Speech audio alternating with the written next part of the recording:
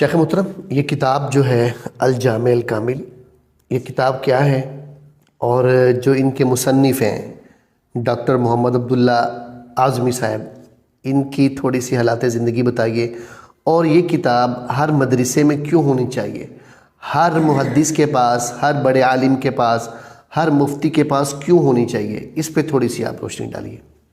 شیخ محترم، یہ بہت اچھا سوال ہے۔ الجامع الکامل فی الحدیث صحیح شامل، ہماری نہیں امت مسلمہ کی محبوب کتاب۔ اس کے اندر 16,546 احادیث صحیحہ جمع کر دی گئی ہیں، یعنی کوئی حدیث جو صحیح ہو اور الجامع الکامل میں نہ ہو، ایسا نہیں ہو سکتا۔ اس کی شیخ محترم ترتیب فقہی ہے، جیسے صحیح بخاری پہلے کتاب الوحی ہے، پھر کتاب الایمان ہے، پھر کتاب علم ہے، پھر طہارہ، پھر نماز، زکوٰۃ، حج وغیرہ، وہی ترتیب ہے۔ یعنی فقہی ترتیب پر یہ کتاب ہے، ابواب بندی ہے، ہر باب کے تحت ایک حدیث بخاری کی ہے تو دوسری مستدرک کی حاکم کی، تیسری مسند احمد کی، چوتھی طبرانی کی، پانچویں ابو داؤد کی۔ سبحان اللہ! یعنی اب ایک مسئلہ کی تمام صحیح حدیثوں کو اکٹھا کرنے کے لیے ایک عالم دین کو کتنی زیادہ کتابوں کو دیکھنا پڑتا تھا، پھر بھی وہ دعویٰ نہیں کر سکتا کہ میں نے سورا مطالعہ کر لیا ہے۔ یہ وہ عظیم انسان تھے، اللہ تعالیٰ نے ان کے ذہن میں یہ القاء کیا، الہام کیا کہ میرے بندے یہ کام کر۔ یعنی 20 سالوں میں شیخ یہ کتاب لکھی گئی ہے، 20 سالوں کے اندر یہ کتاب لکھی شیخ نے، اور 20 سال مدینہ منورہ سے باہر نہیں نکلے، نیشنلٹی ہولڈر تھے، مدینہ میں رہے۔ 2011 میں میری پہلی ملاقاتیں ہوئیں الحمدللہ، شیخ پھر محبت ہو گئی، پھر کتاب شیخ نے مجھے دے دی، ابھی چھپی نہیں تھی، اس پر بھی مجھے اللہ تعالیٰ نے کام کا موقع دیا، اسی پر یعنی شروع 2009-10 میں اس پر کام کر رہا تھا۔ اچھا، یہ ہندو سے مسلمان ہوئے تھے، 15-16 سال عمر تھی، ہندو سے مسلمان ہوئے تھے۔ اللہ اکبر! باپ قتل کروانا چاہتا تھا، شیخ عبداللہ، شیخ اصل نام یعنی بانکی رام ان کا نام تھا، جب ہندو تھے بانکی رام، مسلمان ہوئے تھے امام الدین نام رکھ دیا گیا، علماء نے رکھ دیا۔ پھر ادھر پڑھے، پھر مدینہ یونیورسٹی میں پڑھے، ام القریٰ میں پڑھے، ازہر یونیورسٹی سے PhD کی، مدینہ میں ہی اللہ تعالیٰ نے پڑھانے کا موقع دے دیا۔ شیخ محترم کلیہ حدیث کے دین رہے۔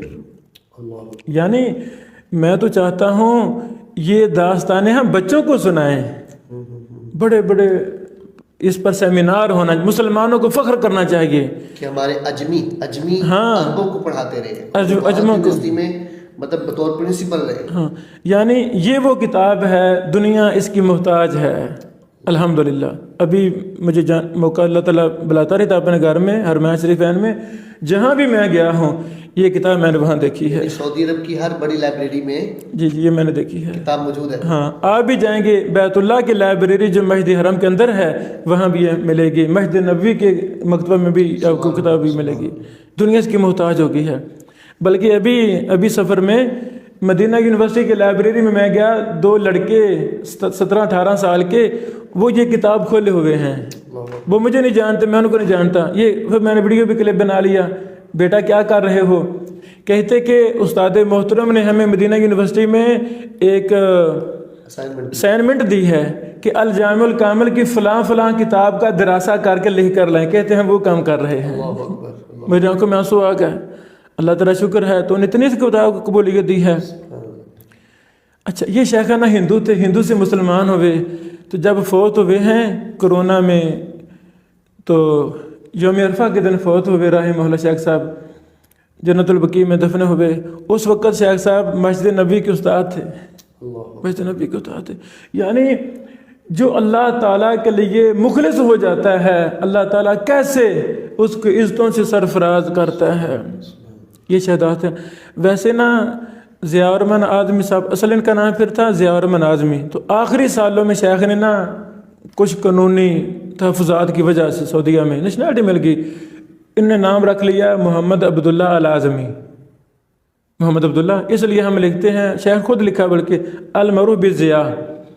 اچھا، اس کے شروع میں نا ایک المدخل ہے تقریباً 350 صفحے کا، اس میں اس کتاب کا سارا منہج ہی بیان ہوا ہے کہ منہج کیا ہے۔ پھر میں نے خود بھی الحمدللہ شیخ صاحب کے حالات پر محدث مدینہ کے نام سے ایک کتاب بھی لکھ کر شائع کی ہے، ہم دستیاب اردو بازار میں، تاکہ نہ ہماری نسلیں پڑھیں۔ تو یہ شیخ خلاصہ ہے سارے تعارف کا، یعنی ابھی اس کا یہ دور الجامع الکامل کا دور ہے۔ جتنا بھی فخر ہم کریں یہ صرف اللہ کی توفیق ہے، ورنہ کچھ بھی نہیں، یہ کم ہے۔ یہ کتاب اس لائق ہے کہ کوئی بڑی حکومت اس کو نشر کر کے گھر گھر پہنچائے، پوری دنیا میں عام شیخ کرے۔ محترم، دنیا میں جتنے بھی دینی ادارے ہیں اور جس یونیورسٹی میں ایک اسلامیات کا ڈپارٹمنٹ ہے، وہاں پہ یہ کتاب کیوں ہونی چاہیے؟ اللہ اکبر۔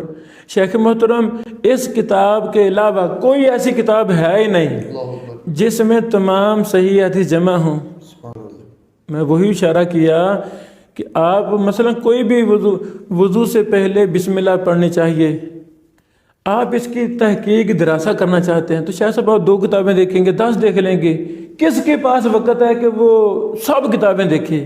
مشکل ہے۔